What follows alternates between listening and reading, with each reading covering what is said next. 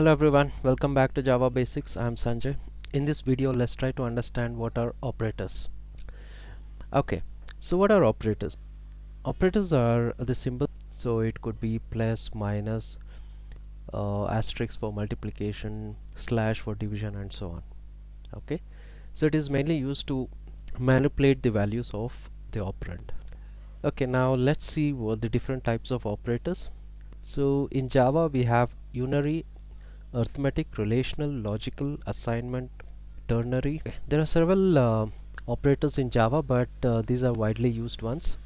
Okay, so now let's try to understand what are unary operators. So unary operators consist of increment and decrement operators. Okay, so let us try to understand with an example. Let me create a class operators. Let me create a main method. Okay, let me make use of an variable and initialize with value 10.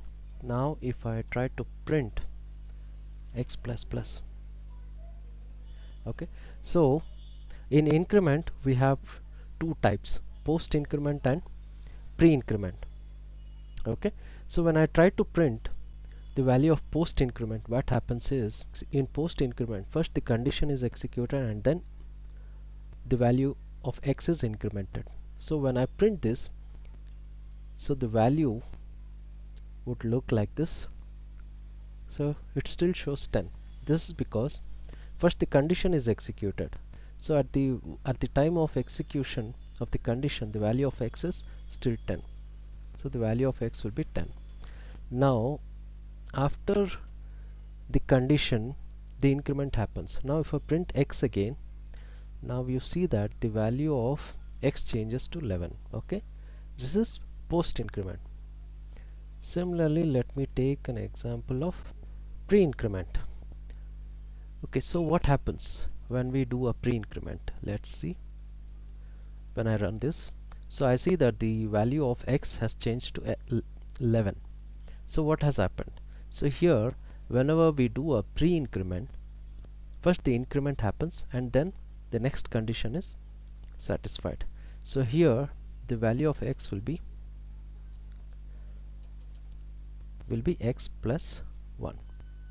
Okay, so when I print x again in the next line, since the increment has already taken place, so the value of x will be changed to 11, and here even the value of x will remain 11.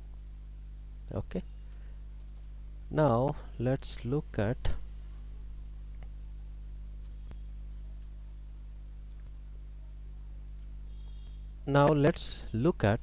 post decrement. Okay, so what happens in post decrement? The post decrement is same as post increment. Okay, so when I execute this, you see that the value of 10 remains same, because first the condition is executed, first the x is printed, okay, and then increment happens. So if I print value of x again, then I'm doing decrement, so here the value will be decremented by 1. So let me execute it again. So initially the value of x will remain same because the decrement operation has not been performed, but in the next level, okay, the decrement happens, and that's the reason the value changes to 9. Now if I do pre-decrement, let's see what happens. Okay,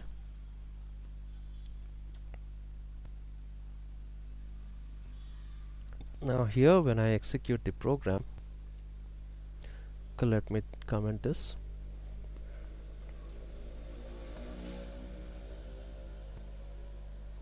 You see that the value of x has changed to 9. So what happens here is, first the decrement happens, okay, and then it will store the value of x after the decrement. So now here the value of x will be 9 itself. Okay, so let me execute this. So you see that, okay, I'm sorry.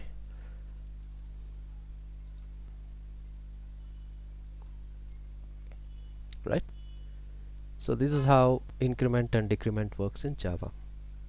Thank you.